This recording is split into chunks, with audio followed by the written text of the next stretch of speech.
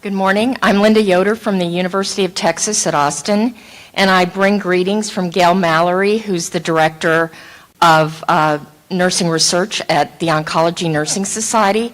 I've been a reviewer for these grants that I'm going to talk with you about, so they asked me to stand in their place this morning and tell you about these grants from the Oncology Nursing Society. So on this slide, you have the mission of the Oncology Nursing Foundation, which has the funding for these grants, and it is to support oncology nursing to improve the lives of people with cancer or at risk for cancer. So there are several research grants that are given up to $25,000, and there are career development awards, and there are dissertation awards.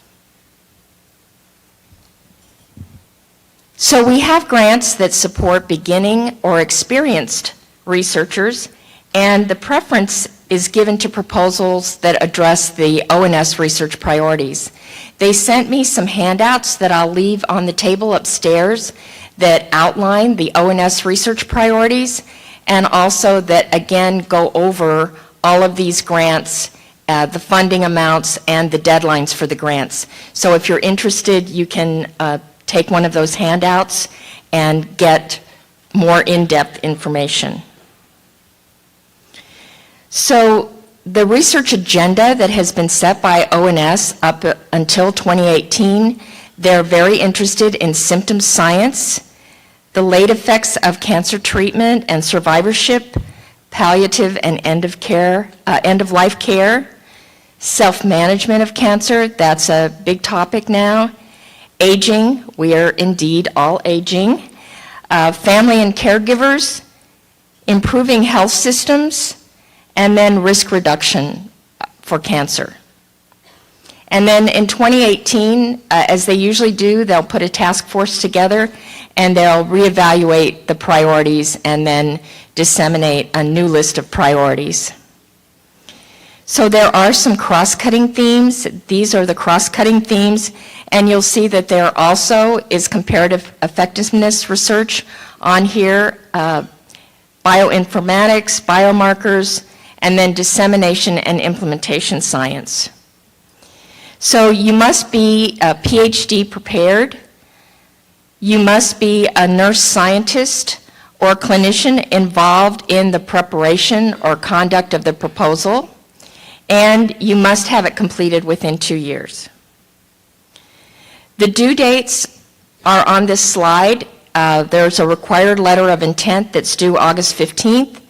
The application is due in September, and you can find the application on the ONS website. There is a career development award, and it supports short-term research training and mentorship. It funds activities to increase the applicant's knowledge in a particular area and to advance your program of research. For this, you must be a registered nurse, you must have completed a PhD within the last 8 years, and you must complete the career development activities within 1 year. And typically these grants require you to indicate who you want to study with.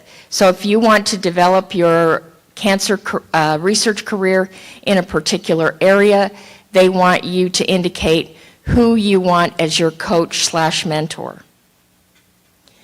Funding is up to $20,000. There's a required letter of intent that's due in June. The application is due July 1st, and it is also on the ONS website under the ONS Foundation. The dissertation research grant supports dissertations that are focused on cancer, and the funding preference is given to, again, the ONS research priorities. You must be a registered nurse, you must be in a PhD program, and the grant must be completed within 2 years. This provides up to $5,000 worth of funding. The required letter of intent is due June 1st. The application's due on July 1st, and again, it's on the ONS Foundation website. And these are all on the handouts that I'll place upstairs on the table as well.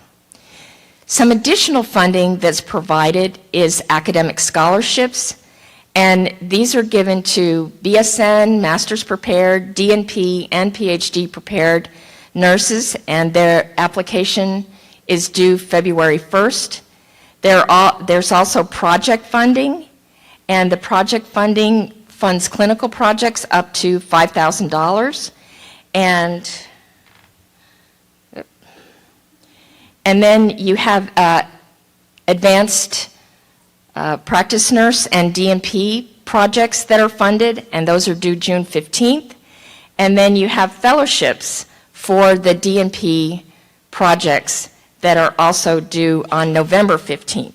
So you can see there are ample opportunities for nursing students that are interested in cancer career research or in developing a research career, even starting early in your trajectory from BSN on.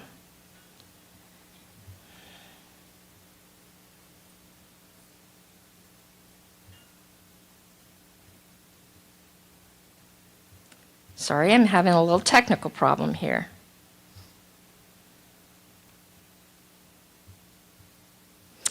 And then, as I said before, I've got handouts, and if you want more information, you can go to the ONS website, look under the ONS Foundation for the information on the different grants. What isn't on the slide is sometimes ONS also has targeted grants that are funded by sponsors. So in the past, they've funded grants regarding fatigue and other aspects of symptom management.